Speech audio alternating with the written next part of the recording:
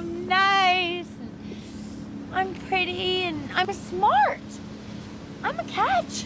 Yes, you're a catch. Welcome to MsMojo, and today we're counting down our picks for the top 10 times Charlotte was the best character on Sex and the City. Carrie said, the worse the wedding, the better the marriage. Well, then I think Howie just got us to our silver.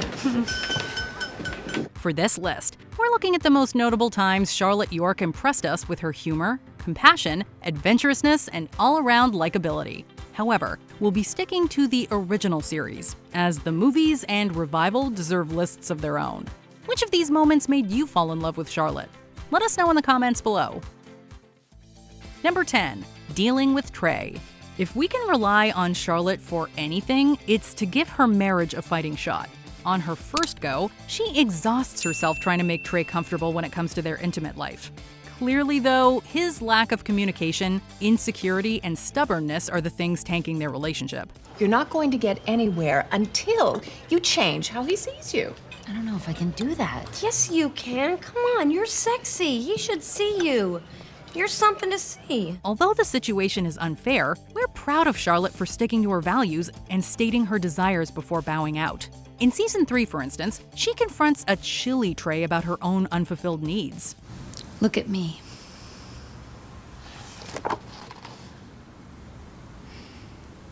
This is me. I'm not a Madonna, and I'm not a whore. I'm your wife, and I'm sexual, and I love you.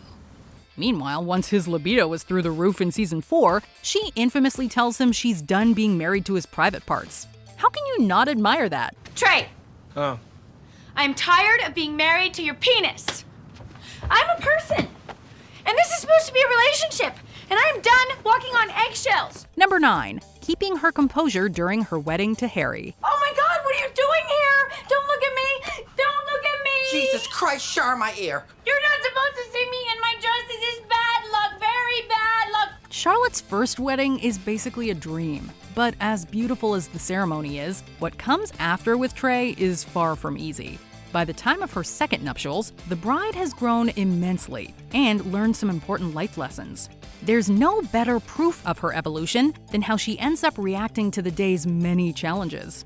She's upset at first, to be sure, but with some help from Carrie, she ultimately rolls with the punches, understanding that the strength of her relationship with Harry is what really matters. You know, I think this is a good sign.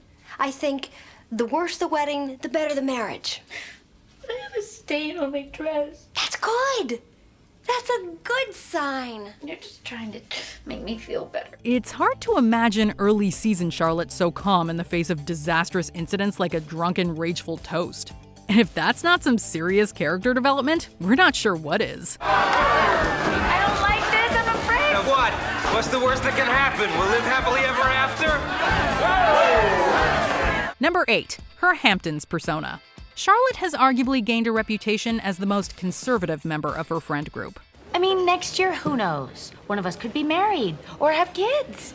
And then we'll always regret that last summer that we didn't spend together in the Hamptons. However, there are many episodes throughout the series that prove she's got a wild streak. For instance, we meet a new side of her in a Season 2 vacation episode when she pretends to be 27. Who's that? It's Greg, that cute guy I met on the jitney. I told him to drop by, and if he asks, he thinks I'm 27. Along with this new age comes a host of partying behaviors we aren't used to seeing from the prim and proper New Yorker. Count among those excitedly attending a bonfire and falling asleep with her fling on the couch.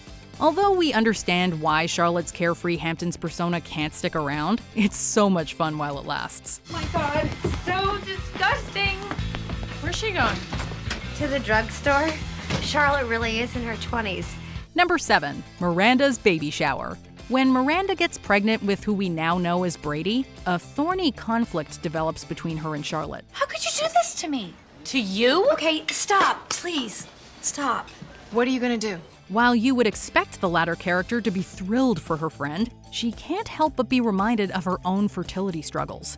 Eventually, though, she comes around and organizes Miranda's baby shower. Though it's not easy, she adapts to her gal pal's tastes with a no-fuss event. Sure, the hostess gets emotional during the proceedings, but this leads to the two women sharing a touching heart-to-heart.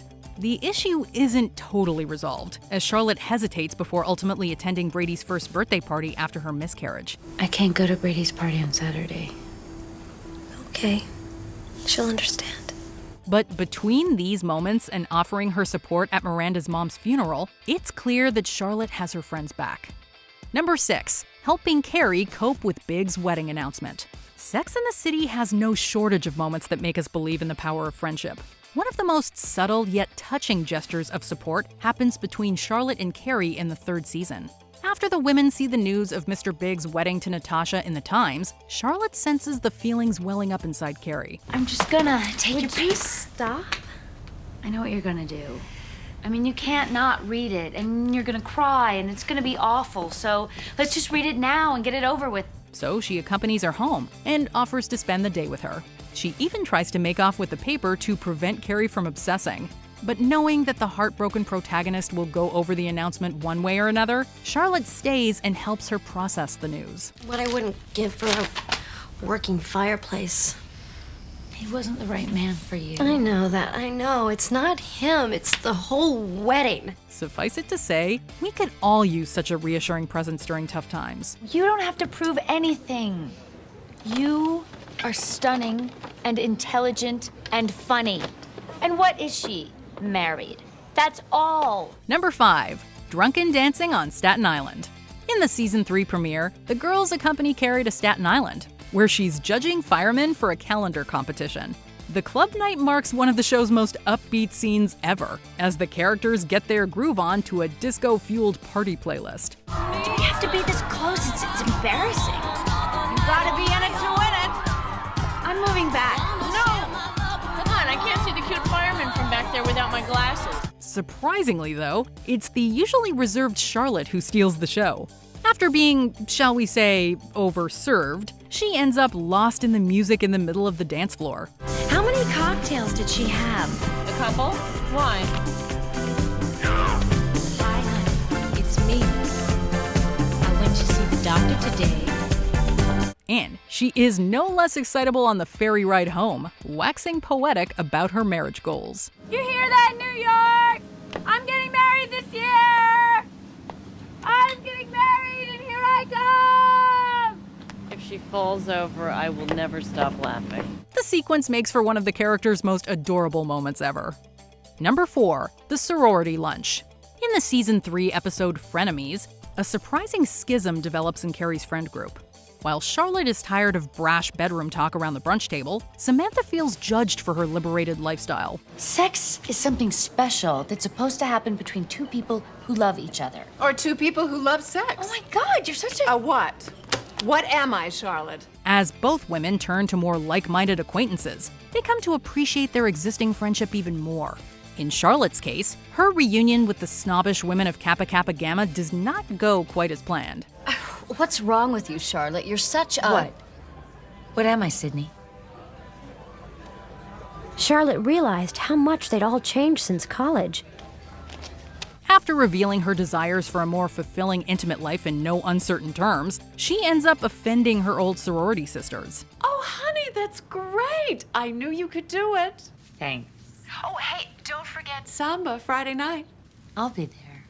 It's a valuable moment where Charlotte learns more about herself and how to be a better friend. Number 3, the drag photo shoot. Most of us remember boy, girl because of Carrie's problematic reaction to dating an openly bisexual man. Before Leslie, there was Mark. Is that a problem? But Charlotte's storyline in the episode stands in stark contrast as one to root for. She gets to know a photographer who takes pictures of subjects in drag, and he wants her to pose for him. I feel we have dual powers within each of us. Men could be very female, and women could be very male. Gender's an illusion.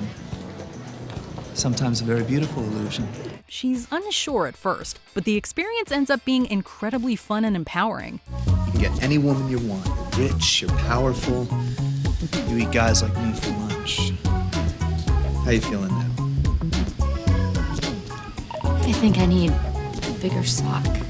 It's yet another example of the character being willing to experiment despite her supposedly rigid ways. Plus, she is a total knockout as a mustachioed guy in a suit and tie. Number 2. Giving Carrie her engagement ring. When Carrie needs a loan to buy her apartment in season 4, Miranda and Samantha offer up their material support. That is really, really sweet of you two to offer. It's really, really sweet, but I'm gonna do this on my own. But Charlotte is reluctant to mix finances and friendship. It leads to a painful rift between the usually rock-solid friends, but thankfully they come around in the end. Carrie, I love you. But it's not my job to fix your finances. In a truly beautiful display, Charlotte gives Carrie her engagement ring. Fans know how important this object is to the marriage-minded uptown girl, but she's willing to let it go to help her friend. Of course, Carrie promises she'll pay her back. I trust you. Will you take the ring? I will. Thank you. The conflict leading up to this moment is undoubtedly intense, but thanks to Charlotte's compassion, the duo's relationship ends up even stronger as a result. Before we unveil our top pick, here are some honorable mentions. Collaging Trey's magazine. When she discovers his racy magazine, Charlotte decorates its pages with her own photos. We have to find a way to integrate your wife into your sexual routine. How are we supposed to do that?